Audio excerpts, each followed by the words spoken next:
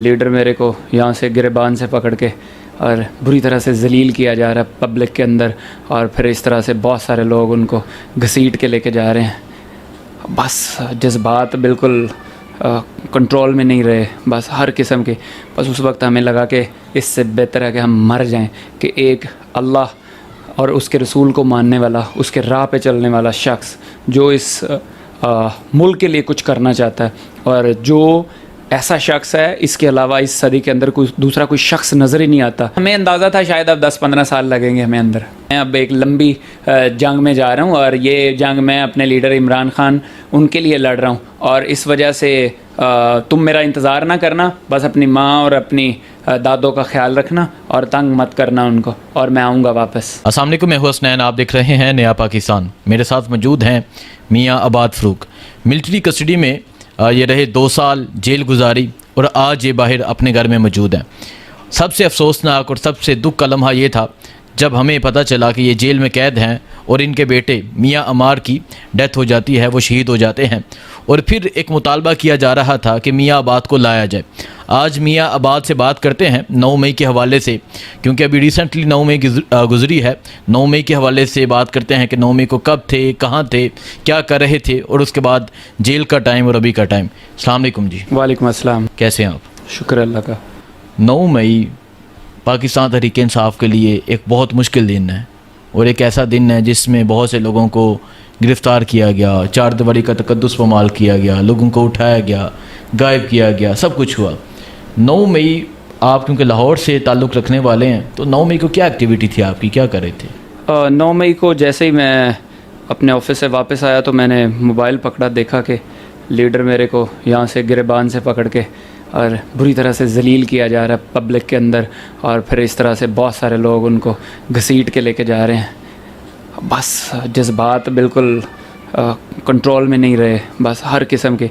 बस उस वक्त हमें लगा कि इससे बेहतर है कि हम मर जाएं, कि एक अल्लाह और उसके रसूल को मानने वाला, उसके राह पे चलने वाला शख्स जो इस मुल्क के लिए कुछ करना चाहता है, और जो ऐसा शख्स है, इसके अलावा इस सदी के अंदर कोई दूसरा कोई शख्स नज़र ही नहीं आता इस पर्सनालिटी का। इतने हौसले वाले शख्स कभी नहीं मिल सकते। तो फिर इसलिए हम बस बाहर भागे और हम उसके लिए निकले, अपने लीडर के लिए, और दुनिया निकली फिर, और फिर जो हुआ सारी दुनिया ने देखा। ठीक है, आप कोर कमांडर हाउस की तरफ चले गए। वहाँ जाके कुछ ऐसे लोग थे जो अंदर चले गए, कुछ ऐसे लोग थे जो बाहर ही मौजूद थे। आप अंदर के थे या बाहर थे?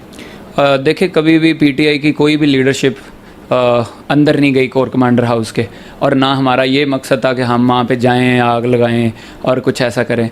जितने भी लोग गए हैं, प्रोटेस्ट का सबको हक हासिल है, वो पूरे पाकिस्तान में किसी भी जगह पे प्रोटेस्ट करें, और बस इसी मकसद के लिए गए। और मेरा ख्याल है कि इस तरह के लीडर को पकड़ेंगे तो हम जो है ना बार बार जाएंगे। ऑब्वियसली बड़ा रिएक्शन आएगा। ये तो बहुत छोटा था, बड़ा आएगा।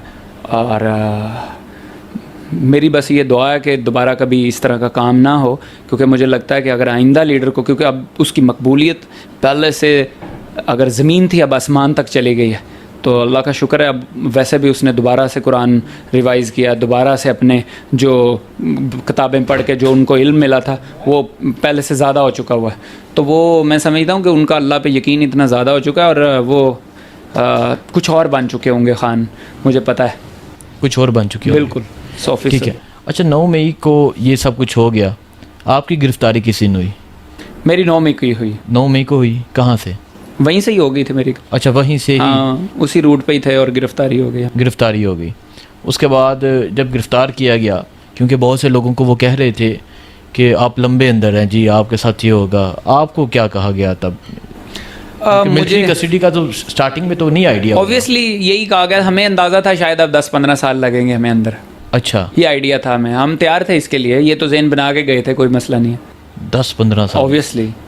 अच्छा, हमने ये देखा कि तब आपकी एक वीडियो आई थी कि बेटा, आपने कुछ अल्फाज कहे थे अपने बच्चों के लिए। बिल्कुल, मैंने ये कहा था अमार बेटे का नाम, क्योंकि मेरी उससे बहुत अटैचमेंट थी, तो मैंने अपने बच्चों के लिए उनके नाम लिए, अमार, सलार, शहवार। मैंने बताया था उनको कि मैं अब एक लंबी जंग में जा रहा हूँ, और ये जंग मैं अपने लीडर इमरान खान उनके लिए लड़ रहा हूँ, और इस वजह से तुम मेरा इंतज़ार ना करना, बस अपनी माँ और अपनी दादों का ख्याल रखना और तंग मत करना उनको, और मैं आऊँगा वापस। ये मैंने उनको एक वैन में बैठ के, जब मुझे तशद्दुद किया हुआ था, मेरे सारे हाथ पाँव हर चीज़ काली हो गई थी, इतना तशद्दुद किया। कहा गया हमें अंदाज़ा था शायद अब 10-15 साल लगेंगे हमें अंदर।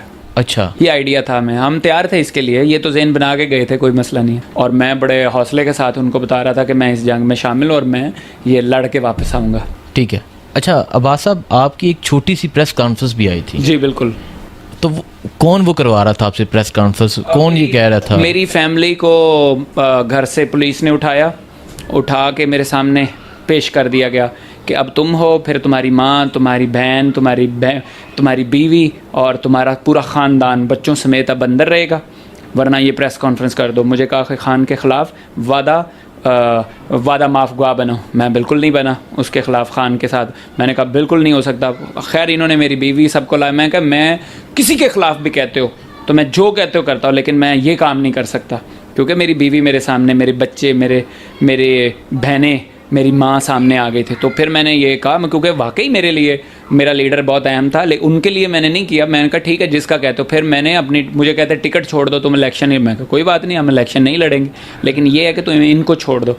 तो वो जब गए और मैंने कुछ देर में बाहर निकला और मैंने उसी वक्त, उसी दिन के अंदर, मैंने सेम डे में, कुछ लम्हे थे मुझे पता लगा कि मेरे फैमिली छूट गई है। वो फिर उनको हमने सेव किया। उसके बाद मैंने फिर दोबारा वीडियोस बना दी। मैं वैन में ही था अभी। मैंने कहा कि इस तरह मेरी फैमिली, आपको पता उस वक्त उसके ऊपर मुझे पता चला था जेल में कि खान साहब ने भी ट्वीट किए और फिर उसके ऊपर काफ़ी उन्होंने, और फिर मेरे जो ये मेरा आइडिया था उसको बहुत सारी पीटीआई की लीडरशिप ने फॉलो भी किया। अच्छा, फिर आपके इस रवैये के बाद आपको मिलिट्री कस्टडी? ऑब्वियसली नहीं, तो मेरे पास तो बड़ा आसान रास्ता था। मैं तो जा रहा था, घर जा रहा था, क्योंकि मैंने कर दी थी और इसके साथ सीधा मैं घर जा रहा था। लेकिन मैंने मुश्किल रास्ता चुना, जो मेरा लीडर जो समझाता है हमें।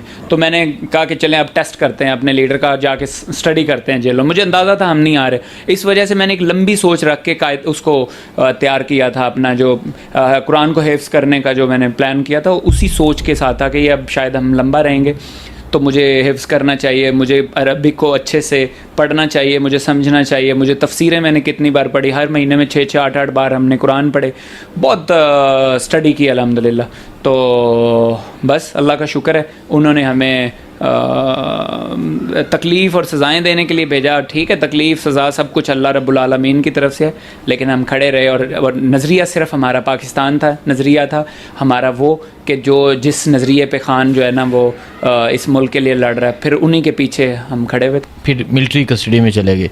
अच्छा, जब वहाँ आप चले जाते हैं तो वहाँ जाके आपको सबसे पहले क्या बात की जाती है कि क्योंकि वो पार्टी छोड़ के जाने वाला आपका तो वो क्रॉस हो गया ना, वो वाला सीन, क्योंकि बहुत से लोगों को ये ऑप्शन थी कि आप ऐलान कर दें, आपको छोड़ दिया जाएगा। और बहुत से लोग इस तरह आए भी, बहुत से लोग ऐसे मौजूद थे कि जो वहाँ कोर कमांडर हाउस के बाहर थे, उन्होंने प्रेस कॉन्फ्रेंस कर दी, कुछ भी नहीं कहा गया। तो ये वाली ऑप्शन तो आपकी हो गई हद। ऑब्वियसली 100% है मैं, लेकिन मुझे पता था कि वो ऐसा है तो है मेरे पास, लेकिन मैंने रास्ता मुश्किल वाला मैंने कहा ठीक है, अब अगर मेरे जैसा बंदा जो है ना वो इससे डर के और पीछे हट जाएगा तो फिर क्या करेंगे। मतलब हमने क्या कारोबार किया, असल कारोबार तो ये है ना, यही तो रियल बिज़नेस है जिस वजह से अल्लाह ताला ने हमें पैदा किया। अल्लाज़ी खलक़ल मौत वल हयात लियब्लुवकुम अय्युकुम अहसनु अमला। ये सूरह मुल्क की आयत नंबर 2 और 3 है, और चैप्टर 67 है। तो इसके अंदर अल्लाह ताला ने बड़ी डिटेल के साथ इंसानों को ये समझा दिया हुआ है कि मैंने ज़िंदगी और मौत को आपके लिए टेस्ट पैदा, यानी दोनों चीज़ों को, एक नहीं, ज़िंदगी भी और मौत भी। तो फिर इस वजह से अल्लाह ताला फरमाते हैं कि ये टेस्ट करने के बाद अब ज़िंदगी की तो समझ में आती, मौत क्या है उसके लिए अल्लाह ताला फरमाता है वजात सकरतुल मौत बिल हक़ की, तुम हक़ की बात करने के लिए मौत की सख्ती से डरते हो। अल्लाह कहता है ज़ालिका मा कुन्ता मिन्हु तहीद, इसी आयत के अंदर कहता है ये है वो मौत जिससे तुम भागते। ठीक है, तो ये बेसिकली सूरह कौफ है और सूरह कौफ की आयत नंबर 19 है। ठीक है, और कौफ जो है ना, सूरह कौफ, ये चैप्टर नंबर 50, आप इसको वेरीफाई कर ले अगर मैं गलत हूँ या फिर मतलब ये क्लियर है बस। ठीक, माशाल्लाह।